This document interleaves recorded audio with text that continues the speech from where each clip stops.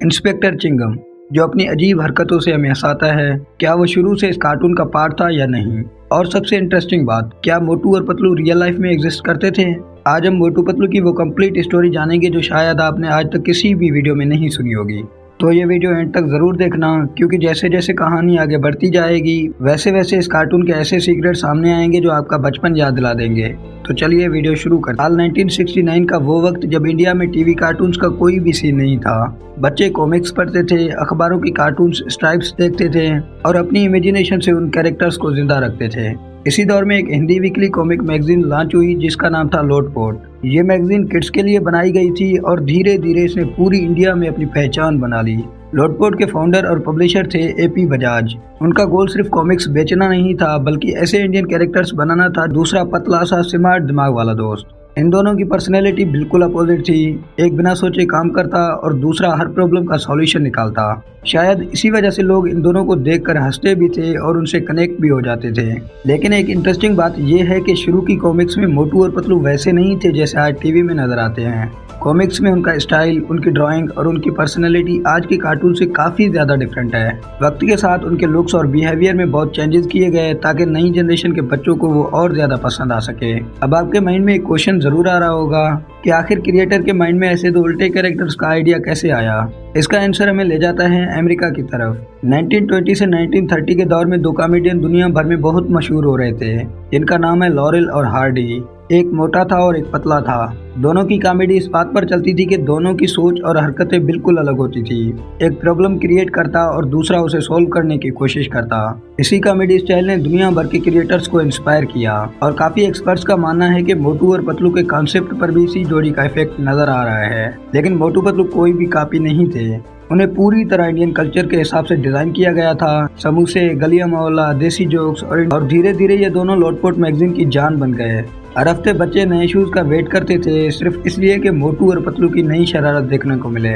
Magazine की popularity इतनी बढ़ गई थी कि पब्लिशर को भी अंदाजा हो गया था कि ये सिर्फ कॉमिक्स के कैरेक्टर्स नहीं रहे, बल्कि बच्चों के फेवरेट दोस्त भी बन चुके हैं। लेकिन असली गेम तो अब शुरू होने वाली थी। 90s के बाद इंडिया में टीवी चैनल्स तेजी से बढ़ने लगे, एनिमेशन इंडस्ट्रीज भी धीरे धीरे ग्रो कर रही थी और इसी दौरान कई प्रोड्यूसर्स के माइंड में ये ख्याल आया कि अगर मोटू पतलू कॉमिक्स में इतने फेमस हैं, उस वक्त इंडिया की एनिमेशन इंडस्ट्रीज अभी इतनी एडवांस नहीं थी जितनी आज है। 3D एनिमेशन बनाना बहुत एक्सपेंसिव काम था और ज्यादा स्टूडियोज के पास इतना बजट भी नहीं था और ना ही इतनी टेक्नोलॉजी थी। इसी वजह से मोटू पतलू को टीवी पर लाने का आइडिया काफी सालों तक सिर्फ आइडिया ही बना रहा। लेकिन फिर वक्त बदला, कंप्यूटर्स पावरफुल होने लगे, इंडियन एनिमेशन इंडस्ट्रीज ग्रो करने लगी और इसी दौरान एक एनिमेशन स्टूडियो सामने आया जिसका नाम था कोसमोस माया। स्टूडियो ने सोचा अगर इंडिया का अपना कोई कार्टून दुनिया भर में फेमस हो सकता है तो वो मोटू पतलू ही हो सकते हैं। और यही से मोटू और पतलू की लाइफ का सबसे बड़ा टर्निंग पॉइंट शुरू हुआ। कॉमिक्स के कैरेक्टर्स को सीधा टीवी पर दिखाना इतना इजी नहीं था। अगर वही पुराना डिजाइन यूज किया जाता तो नए बच्चों को शायद इतना पसंद नहीं आता। इसीलिए स्टूडियो ने सबसे पहले इन दोनों का पूरा लुक रीडिजाइन किया। मोटू को और ज्यादा फनी बनाया गया और पतलू को और भी ज्यादा इंटेलिजेंट। इनके एक्सप्रेशंस इंप्रूव किए गए और एनिमेशन को कलरफुल बना दिया गया ताकि हर सीन देखते ही बच्चे स्क्रीन से चिपक जाएं। यहाँ सिर्फ कैरेक्टर्स ही नहीं बदले, उनके आसपास की पूरी दुनिया भी बना दी गई। कॉमिक्स में जितनी डिटेल नहीं थी, टीवी शो के लिए उससे कहीं ज्यादा वर्ल्ड क्रिएट की गई और इसी तरह पैदा हुआ फुरफुरी नगर, जहाँ हर दूसरे दिन कोई ना कोई नई प्रॉब्लम आ जाए। कभी एलियंस आ जाते हैं, कभी रोबोट्स, कभी साइंटिस्ट का एक्सपेरिमेंट उल्टा पड़ जाता है, कभी जॉन की कोई नई शरारत शुरू हो जाती है और कभी इंस्पेक्टर चिंगम अपनी अजीब लॉजिक से सबको हंसा देता है। और फिर आया वो दिन जिसने मोटू पतलू की किस्मत ही बदल दी। 16 अक्टूबर 2012। इसी दिन पहली बार निकलोडियन इंडिया पर मोटू पतलू का पहला एपिसोड टेलीकास्ट हुआ। पहला एपिसोड ऑन एयर हुआ, बच्चों को पसंद आया, फिर दूसरा, फिर तीसरा और धीरे धीरे मोटू पतलू हर घर का पार्ट बन गए। स्कूल से आते ही बच्चे टीवी ऑन करते और बस एक ही डिमांड करते कि मम्मी मम्मी मोटू पतलू लगा दो। और सच बोलो, अगर आपने भी बचपन में ये कार्टून देखा है तो ये डायलॉग सुनते ही पुरानी यादें ताज़ा हो गई होगी। लेकिन एक बात नोटिस करना, हर एपिसोड का फार्मूला लगभग सेम होता है। पहले कोई प्रॉब्लम आती है, मोटू उस प्रॉब्लम को और बढ़ा देता है, पतलू सॉल्यूशन निकालता है, डॉक्टर झटका कोई अजीब इन्वेंशन लाता है, जॉन कोई उल्टी प्लानिंग करता है और एंड में किसी न किसी तरह सब ठीक हो जाता है। सुनने में ये फार्मूला सिंपल लगती है, लेकिन इसी सिंपलिसिटी ने इस कार्टून को इतना सक्सेसफुल बनाया कि ये कार्टून हर बच्चे के दिल में बसने लगा है। और सबसे इंटरेस्टिंग बात, मोटू को जब भी पावर की जरूरत होती है तो वो सिर्फ एक चीज खाता है और वो है समोसा। जैसे ही समोसा पेट के अंदर जाता है, अगले ही सेकंड मोटू सुपरमैन से भी ज्यादा पावरफुल बन जाता है। अब ऑब्वियसली रियल लाइफ में ऐसे कोई भी नहीं कर सकता, लेकिन इसी ओवर द टॉप कॉमेडी की वजह से बच्चे इस कार्टून को इतना एंजॉय करते हैं। लेकिन अगर मोटू सिर्फ ताकतवर होता और अकल ना होती तो शायद वो कब का मुसीबत में फंस चुका होता, और इसीलिए उसके साथ हमेशा होता है उसका सबसे क्लोज फ्रेंड पतलू। तो चलो सबसे पहले मिलते हैं उस कैरेक्टर से जिसके बिना मोटू पतलू का नाम ही अधूरा लगता है। जब भी मोटू का नाम आता है तो सबसे पहले माइंड में दो चीजें आती हैं, उसका गोल सा फेस और गर्मा गर्म समोसे।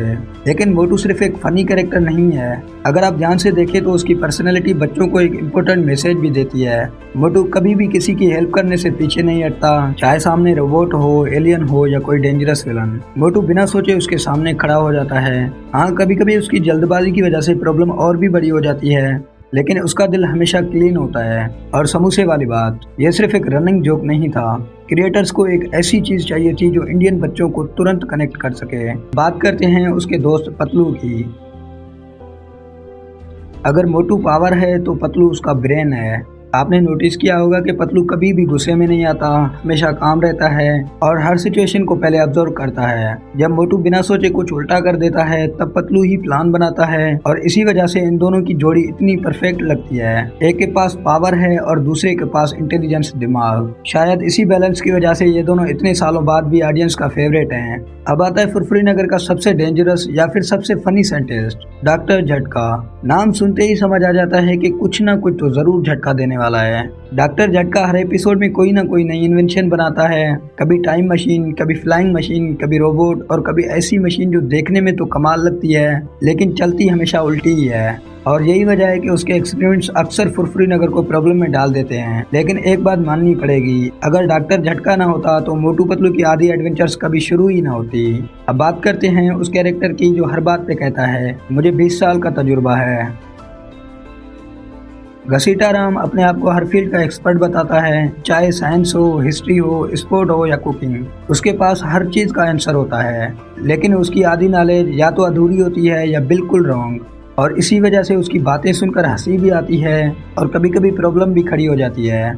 अब आता है फुरफुरी नगर का सबसे famous villain, John the don. सच बोलूं, अगर जॉन ना होता तो मोटू पतलू को इतनी एडवेंचर्स मिलती ही नहीं। जॉन हर एपिसोड में कोई ना कोई प्लानिंग करता है, कभी चोरी, कभी लूट, कभी किसी को बेवकूफ बनाना, लेकिन उसकी हर प्लानिंग का एंड लगभग सेम होता है। मोटू और पतलू मिलकर उसका पूरा प्लान फेल कर देते हैं। लेकिन एक बात नोटिस करना, जॉन असल में इतना डेंजरस विलन है ही नहीं जितना वो खुद को समझता है। कई बार उसकी अपनी बेवकूफ़ी ही उसका प्लान खराब कर देता है। और हाँ, जॉन कभी अकेला नहीं होता, और फिर उसके बाद जो होता है वो देखकर हंसी रोकना मुश्किल हो जाता है।